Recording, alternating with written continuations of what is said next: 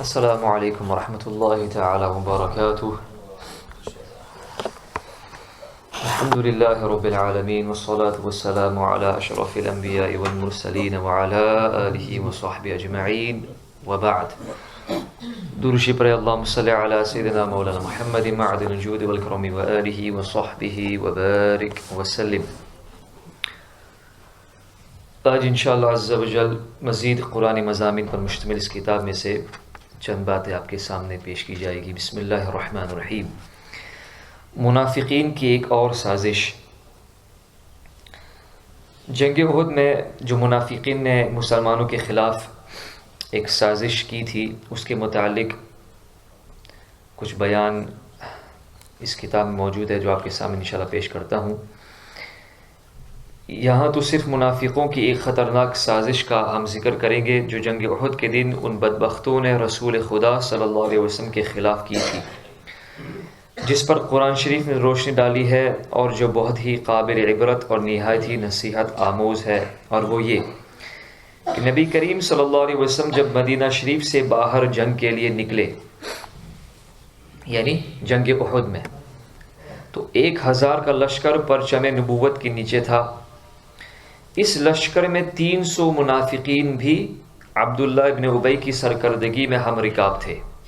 یہ منافق تھا عبداللہ بن ابی، لیکن ابھی تک نبی کریم صلی اللہ علیہ وسلم کو اس کے نفاق کو ظاہر کرنے کا حکم نہیں دیا تھا، حالانکہ نبی کریم صلی اللہ علیہ وسلم خوب جانتے تھے کہ یہ منافق ہے.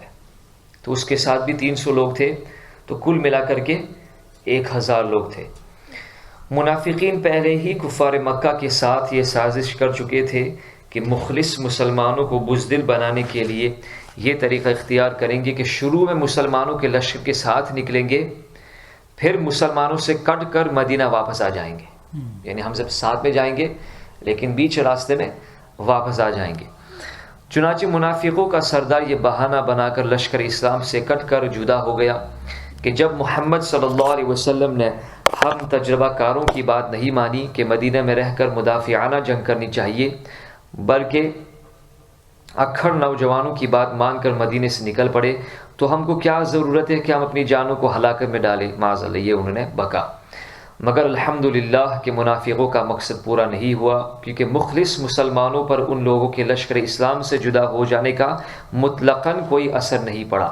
البتہ مسلمانوں کے 2 قبیلے بنو سلمہ اور بنو حارثہ، یہ مسلمان تھے اور سچے مسلمان تھے، لیکن یہ منافقین کے الگ ہو جانے کی وجہ سے تھوڑی سی بددلی اور بزدلی پیدا ہو چلی تھی. مگر مخلص مسلمانوں کے جوش جہاد کو دیکھ کر ان دونوں قبیلوں کی بھی ہمت بلند ہو گئی اور یہ لوگ بھی ثابت قدم رہ کر پورے جانثارہ جذبات سرفروشی کے ساتھ مشرکین کے دل بادل لشکروں سے ٹکرا گئے اور آخری دم تک پرچم نبوت کے زیر سایہ مشرکوں سے جنگ کرتے رہے، جس کا ذکر اللہ تعالیٰ نے خود قرآن عظیم میں ارشاد فرمایا سورہ آل عمران میں: وَإِذْ غَدَوْتُ مِنْ أَهْلِكَ تُبَوِّئُ الْمُؤْمِنِينَ مَقَاعِدَ لِلْقِتَالِ وَاللَّهُ سَمِيعٌ عَلِيمٌ إِذْ هَمَّ طَائِفَتَانِ مِنْكُمْ أَنْ تَفْشَلَا وَاللَّهُ وَلِيُّهُمَا وَعَلَى اللَّهِ فَلْيَتَوَكَّلِ الْمُؤْمِنُونَ.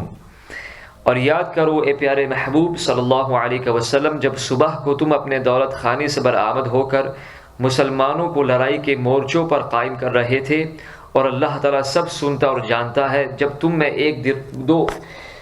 میں کے 2 گروہوں کا ارادہ ہوا کہ بزدلی کر بیٹھے، اور اللہ ان کا مددگار ہے اور مسلمانوں کو اللہ ہی پر بھروسہ رکھنا چاہیے. غرض جنگ احد میں منافقوں کی خطرناک سازش اور خوفناک تدبیر بالکل ناکام ہو کر رہ گئی الحمدللہ. اور بحمدی تبارک و تعالی اگرچہ 70 مسلمانوں نے جام شہادت نوش کیا، لیکن آخر میں فتح مبین نے پیغمبر کے قدم نبوت کا بوسہ لیا اور مشرکین ناکام ہو کر میدان جنگ چھوڑ کر اپنے گھروں کو چلے گئے اور پرچم اسلام بلند ہی رہا. اس سے ہمیں کیا سبق ملتا ہے؟ اس واقعے سے سبق ملتا ہے کہ اگر مؤمنین اخلاص نیت کے ساتھ متحد ہو کر میدان جنگ میں کافروں کے ساتھ جس طریقے سے بھی ہمیں جنگ کرنے کا حکم دیا گیا ہے ڈٹ کر رہے، جوان مردی اور العزمی کے ساتھ جہاد میں ڈٹے رہے، تو منافقوں اور کافروں کی ہر سازش و تدبیر کو خداوند قدوس ناکام بنا دیتا ہے. مگر یہ حقیقت بڑی ہی صداقت مآب ہے کہ برائے فتح پہلی شرط ہے ثابت قدم رہنا، جماعت کو بہم رکھنا، جماعت کا بہم رہنا. اللہ تعالی ہم سب کو اس پر عمل کرنے کی توفیق عطا فرمائے۔ اب مختصر تذکرہ حضرت الیاس علیہ السلام کے بارے میں انشاءاللہ قرآنی آیت کے روشنی میں انشاءاللہ کیا جائے گا۔ بسم اللہ الرحمن الرحیم۔ حضرت الیاس علیہ السلام یہ حضرت حزقیل علیہ السلام کی خلیفہ اور جانشین ہے۔ بیشتر مورخین کا اس پر اتفاق ہے کہ حضرت الیاس علیہ السلام حضرت ہارون علیہ السلام کی نسل سے ہے۔ حضرت ہارون علیہ السلام کون؟ حضرت موسیٰ علیہ السلام کے بھائی، اور ان کا نسب نامہ یہ ہے الیاس بن یاسین بن فخاس بن عیزار بن ہارون علیہ السلام۔ حضرت الیاس علیہ السلام کی بعثت کے متعلق مفسرین و مورخین کا اتفاق ہے کہ وہ شام کے باشندوں کی ہدایت کے لیے بھیج گئے، اور بعلبک کا مشہور شہر ان کی رسالت و ہدایت کا مرکز تھا۔ انہیں بعلبک میں اسلام کی تبلیغ کے لیے مبعوث فرمایا گیا۔ ان دنوں بعلبک شہر پر ارحب نامی بادشاہ کی حکومت تھی، جو ساری قوم کو بت پرستی مجبور کیے ہوئے تھا معاذ اللہ، اور ان لوگوں کا سب سے بڑا بت بعل تھا، اور یہ بت جو ہے سونے کا بنا ہوا تھا اور 20 گز لمبا تھا، اور اس کے 4 چہرے بنے ہوئے تھے، اور 400 خدام اس بت کی خدمت کرتے تھے، جن کو ساری قوم بیٹوں کی طرف مانتی تھی معاذ اللہ۔ اور اس بت میں سے شیطان کی آواز آتی تھی، جو لوگوں کو بت پرستی اور شرک کا حکم سنایا کرتا تھا۔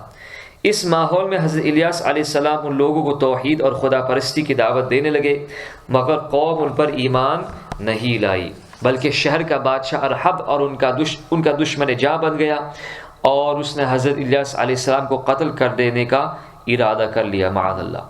چنانچہ آپ شہر سے ہجرت فرما کر پہاڑوں کی چوٹیوں اور غاروں میں روپوش ہو گئے، اور پورے 7 برس تک خوف و ہراس کے عالم میں رہے، اور جنگلی گھاسوں اور جنگل کے پھولوں اور پھلوں پر زندگی بسر فرماتے رہے۔ بادشاہ نے آپ کی گرفتاری کے لیے بہت سے جاسوس مقرر کر دیے تھے۔ آپ نے مشکلات سے تنگ آ کر یہ دعا مانگی کہ الہی مجھے ان ظالموں سے نجات اور راحت عطا فرما۔ تو آپ پر وحی آئی کہ تم فلاں دن فلاں جگہ پر جاؤ، اور وہاں جو سواری ملے بلا خوف اس پر سوار ہو جاؤ۔ چنانچہ اسی مقررہ دن پر جس کا تعین وحی کے ذریعے آپ پر ہوا تھا، اس مقام پر آپ پہنچے تو ایک سرخ رنگ کا گھوڑا کھڑا تھا۔ آپ اس پر سوار ہو گئے اور گھوڑا چل پڑا، تو آپ کے چچا زاد بھائی حضرت الیسع علیہ السلام نے آپ کو پکارا اور عرض کیا کہ اب میں کیا کروں؟ تو آپ نے اپنا کمبل ان پر ڈال دیا۔ یہ نشانی تھی کہ میں نے تم کو بنی اسرائیل کی ہدایت کے لیے اپنا خلیفہ منتخب فرمایا ہے۔ سبحان اللہ۔ پھر اللہ تعالیٰ نے آپ کو لوگوں کی نظروں سے اوجھل فرما دیا، اور آپ کو کھانے اور پینے سے بے نیاز کر دیا، اور آپ کو اللہ تعالیٰ نے فرشتوں کی جماعت میں شامل فرما لیا۔ سبحان اللہ۔ اور حضرت الیسع علیہ السلام نہایت ہی عزم و ہمت کے ساتھ لوگوں کو ہدایت کرنے لگے، چنانچہ اللہ تعالیٰ نے ہر دم ہر قدم پر ان کی مدد فرمائی، اور بنی اسرائیل آپ پر ایمان لائے اور آپ کی وفات اقدس تک ایمان پر قائم رہے۔ حضرت الیاس علیہ السلام کے معجزات میں سے یہ بھی ذکر کیا جاتا ہے کہ اللہ تعالیٰ نے تمام پہاڑوں اور حیوانات کو آپ کے لیے مسخر فرما دیا، آپ کے تابع کر دیا، اور آپ کو 70 انبیاء کی طاقت بخش دی تھی اللہ تعالیٰ نے، اور غضب و جلال اور قوت و طاقت میں حضرت موسیٰ علیہ السلام کا ہم پلہ بنا دیا۔ روایت میں آیا ہے کہ حضرت الیاس اور حضرت خضر علیہ السلام ہر سال کے روزے بیت المقدس میں ادا کرتے ہیں۔ سبحان اللہ۔ ہر سال کے روزے بیت المقدس میں گزارتے ہیں، ادا کرتے ہیں، اور ہر سال حج کے لیے مکہ مکرمہ جایا کرتے ہیں، اور سال کے باقی دنوں میں حضرت الیاس علیہ السلام تو جنگلوں اور میدانوں میں گشت فرماتے رہتے ہیں، اور حضرت خضر علیہ السلام دریاؤں اور سمندروں کی سیر فرماتے رہتے ہیں، اور یہ دونوں حضرات آخری زمانے میں وفات پائیں گے جبکہ قرآن مجید اٹھا لیا جائے گا۔ بہت سارے اولیاء کرام کا ذکر ہمیں ملتا ہے جنہوں نے بیداری کے عالم میں حضرت خضر علیہ السلام اور حضرت الیاس علیہ السلام کی زیارت سے وہ مشرف ہوئے، ان کی زیارت کی۔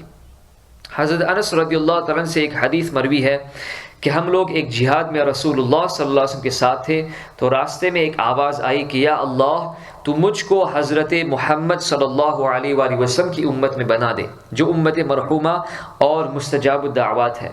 تو حضور اکرم صلی اللہ علیہ وسلم نے ارشاد فرمایا، اے انس تم اس آواز کا پتہ لگاؤ۔ تو میں پہاڑ میں داخل ہوا تو اچانک یہ نظر آیا کہ ایک آدمی نہایت ہی سفید کپڑوں میں ملبوس لمبی داڑھی والا مجھے نظر آیا۔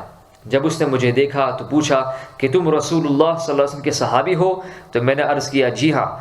تو انہوں نے فرمایا کہ تم جا کر حضور اکرم صلی اللہ علیہ وسلم سے میرا سلام عرض کرو اور یہ کہہ دو کہ آپ کے بھائی الیاس علیہ السلام آپ سے ملاقات کا ارادہ رکھتے ہیں۔ سبحان اللہ۔ چنانچہ میں نے واپس آ کر حضور اکرم صلی اللہ علیہ وسلم سے سارا معاملہ عرض کیا تو آپ مجھ کو ہمراہ لے کر روانہ ہوئے، اور جب آپ ان کے قریب پہنچ گئے تو میں پیچھے ہٹ گیا۔ پھر دونوں صاحبان یعنی نبی کریم صلی اللہ علیہ وسلم سید المرسلین صلی اللہ علیہ وسلم اور حضرت الیاس علیہ السلام ان کے درمیان گفتگو ہوئی، بہت دیر تک گفتگو فرماتے رہے، اور آسمان سے ایک دسترخوان اتر پڑا تو حضور اکرم صلی اللہ علیہ وسلم مجھے بلا بھیجا اور میں نے دونوں حضرات کے ساتھ میں کھانا کھایا۔ سبحان اللہ۔ جب ہم لوگ کھانے سے فارغ ہو چکے تھے تو آسمان سے ایک بدلی آئی اور وہ حضرت الیاس علیہ السلام کو اٹھا کر آسمان کی طرف لے گئی، اور میں ان کے سفید کپڑوں کو دیکھتا رہ گیا۔